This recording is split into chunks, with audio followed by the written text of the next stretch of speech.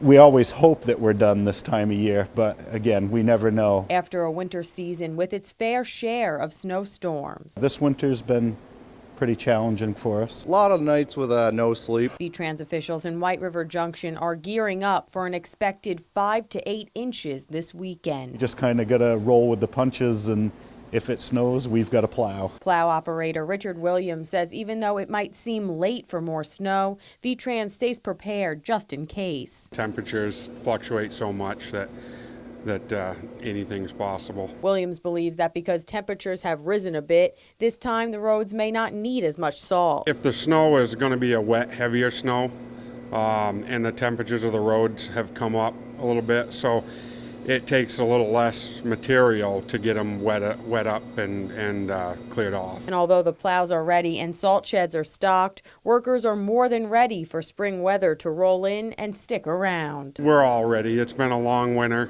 Everybody's put in a lot of hours, so it can stop anytime. It's kind of the beauty of living around here, right? The changing seasons, and when you've had enough of one, it's time to move to the next. And yeah, I think we're there, but no, we'll definitely be out there to take care of things this weekend. There's no question about that. In White River Junction, Helena Battipaglia, NBC 5 News.